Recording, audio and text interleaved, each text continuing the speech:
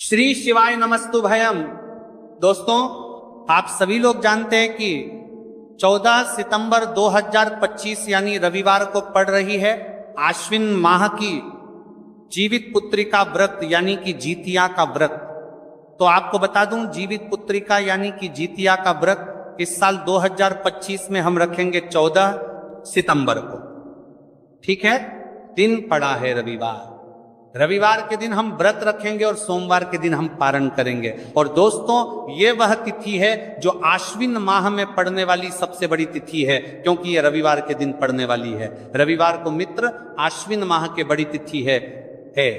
रविवार को पड़ रही है और इसका बहुत ही बड़ा और विशेष महत्व होता है। अगर कभी भी मौका लग जाए और आश्विन माह की जीवित पुत्रिका व्रत को पड़ जाए तो आप लोगों को एक हरा नींबू वाला उपाय तो अवश्य ही करना चाहिए। इन दोनों का संयोग बहुत ही कम आता है। इसी के साथ में जी ने अपनी शिव पुराण कथा में बताया है कि इस दिन आपको एक एक हरा नींबू वाला उपाय तो आपको अवश्य ही करना चाहिए, क्योंकि ऐसा दिन पूरे साल में सिर्फ एक ही बार आता है। और दोस्तों, आप सभी लोग जानते हो कि रविवार का अगर सबसे बड़ा कोई उपाय है तो वहां एक हरा नींबू वाला उपाय। तो दोस्तों, आश्विन माह की रविवार जीवित पुत्रिका व्रत के दिन आप लोगों को इस एक हरा नींबू वाला उपाय को जरूर करना है। बहुत सारे लोग होंगे जिन लोगों ने इस उपाय को ना किया हो, मतलब पूरा साल निकल गया, उन्होंने किसी भी दिन इसे हरा नींबू वाला उपाय को ना किया हो।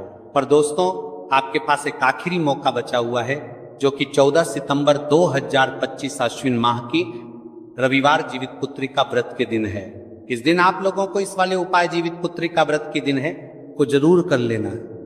भले ही आपने पूरे महीने भर इस उपाय को ना किया हो, पर अगर आपने इस आश्विन माह के रविवार जीवित पुत्रिका व्रत के दिन अगर इस वाले उपाय को कर लिया तो आपको इस उपाय को करने का वह फल मिलेगा जिसकी आपने कभी कल्पना भी नहीं करी होगी। इसीलिए आप लोग इस वाले उपाय को एक बार जरूर कर लेना है, ताकि आप लोगों के हाथ से यह मौका ना जा सके और आपको इस उपाय को करने का फल मिल सके। दोस्तों, यह उपाय पंडित जी ने अपनी अभी की ही श्री शिव महापुराण की कथा में बताया है। जी, इस उपाय को आज हम आपको बहुत अच्छे से समझाने वाले हैं। इस वीडियो को देखने के बाद इस उपाय को समझने के लिए आपको कोई और वीडियो को देखने की जरूरत नहीं पड़ेगी। तो चलिए दोस्तों, उपाय को शुरू में करते हैं। देखिए, ये इस आश्विन माह के रविवार के दिन ये इतना खास होता है, इतना महत्वपूर्ण होता है।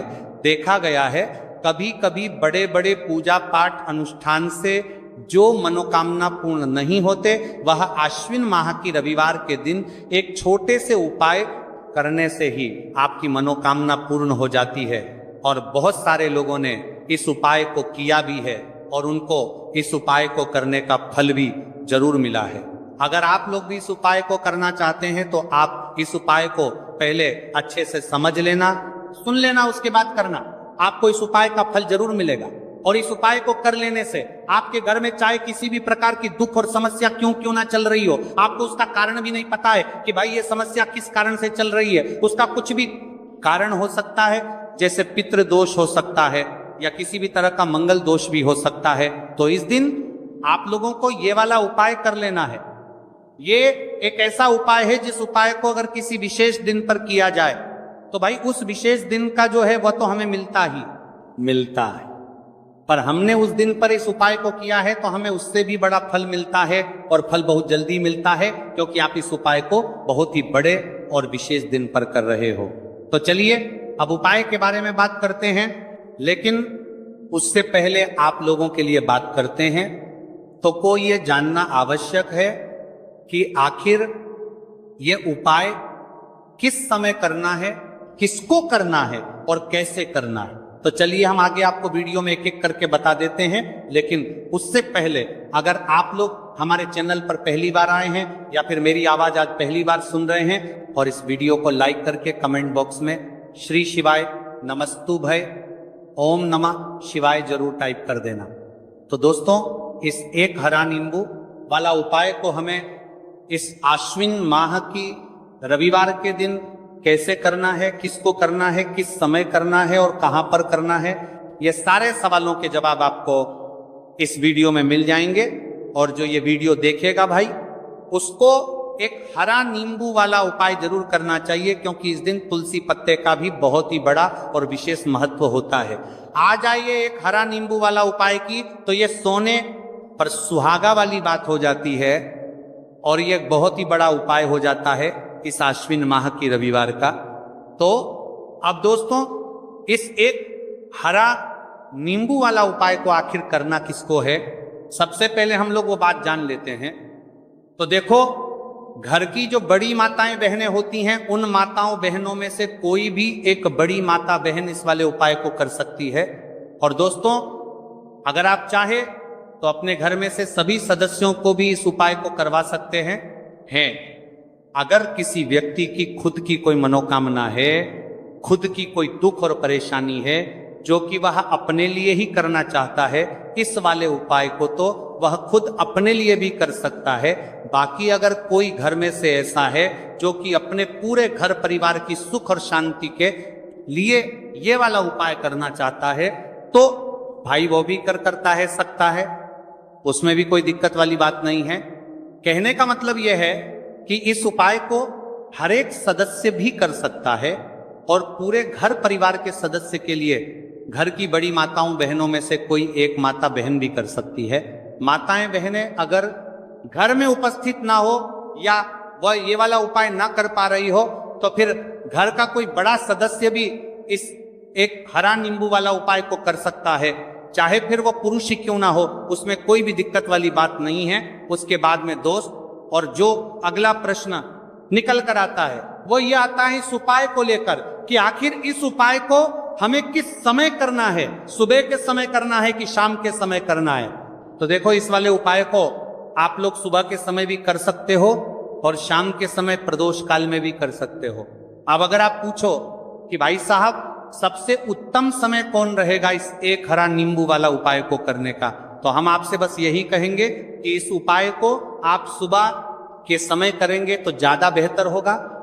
बाकी अगर प्रदोष काल शाम के समय भी करेंगे तो भी अच्छा होगा, उसमें कोई भी दिक्कत वाली बात नहीं है। तो अब दोस्तों, जो अगली सबसे बड़ी और महत्वपूर्ण बात आती है वह ये आती है कि सुबह अगर हम उपाय को करेंगे तो हमें कितने बजे से लेकर कितने बजे तक के बीच में करना है, और शाम के समय प्रदोष काल में करेंगे तो हमें कितने बजे से लेकर कितने बजे के बीच में करना है।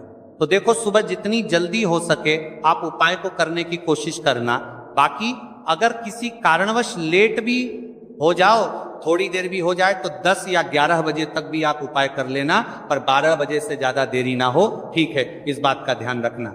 उसके बाद में दोस्तों, अगर शाम के समय प्रदोष काल की बात करें, प्रदोष काल का जो समय है होता है वह शाम के 6 बजे से शुरू हो जाता है। मतलब शाम के 6 बजे से लेकर 7 बजे के बीच का जो समय होता है, यह समय प्रदोष काल का समय होता है। तो आप इस उपाय को 7 या 8 बजे के बीच में भी कर सकते हो। मतलब शाम के 6 बजे से रात 8 बजे के बीच में आप कभी भी इस वाले उपाय को कर सकते हो, उसमें कोई भी दिक्कत वाली बात नहीं है। तो देखो दोस्तों, सबसे पहला उपाय देखिए आपको क्या करना है। तो एक हरे नींबू से आप अपने जीवन से 1000 क्या लाख क्या करोड़ों शत्रुओं का भी सफाया कर सकते हैं, और कभी भी आपके शत्रु आपके दुश्मन आपको पलट कर देखें। यह भी नहीं, अगर आपने एक हरे नींबू से छोटा सा उपाय कर लिया, तो जो लोग अपने जीवन में शत्रुओं से दुश्मनों से बहुत परेशान हो चुके हैं, या जिन लोगों के ऊपर शत्रु बहुत कुछ किया कराया करवा रहे हैं, तो ऐसा समझ लीजिए कि जो भी बंधनवार क्रियाएं आपके जो भी पृथ्वी पर छंदा करती है, ऐसे आपके जो भी बंधनवार क्रियाएं, वो जो भी बंधनवार शत्रु ने करवा रखी होंगी, आपके दुश्मन ने करवा रखी होंगी, किसी भी तरह से अगर आपके दुश्मन आपको नुकसान करना चाहते हैं, आपको हानि पहुंचाना चाहते हैं, या किसी भी तरह से आपको परेशान कर रहे हैं, कोई भी दुख कोई कष्ट आपको दे रहे हैं, किसी भी आपकी संपत्ति पर, आपके व्यापार पर, आपकी दुकान पर उनकी बुरी नजर है, कुछ हड़पने की कोशिश कर रहे हैं, तो समझ लीजिए कि एक हरा नींबू लेकर बहुत छोटा सा उपाय आप करेंगे, और जो शत्रु आपको अपनी ताकत दिखा रहे हैं, आज आपको परेशान कर रहे हैं, उन शत्रुओं की सारी अकड़ निकल जाएगी। एक हरे नींबू के उपाय को अगर आप सही तरीके से कर लेते हैं तो देखिए उपाय पूरा समझिए, सही से समझ के उपाय करेंगे तो 101% ये उपाय काम करता है। और जो भी आपके दुश्मन हैं या जो भी आपके शत्रु हैं उनका सफाया पूरी तरह से हो जाता है। तो इस उपाय को आप किसी भी दिन कर सकते हैं। दूसरी चीज, स्त्री पुरुष कोई भी इस उपाय को कर सकता है। ऐसा उपाय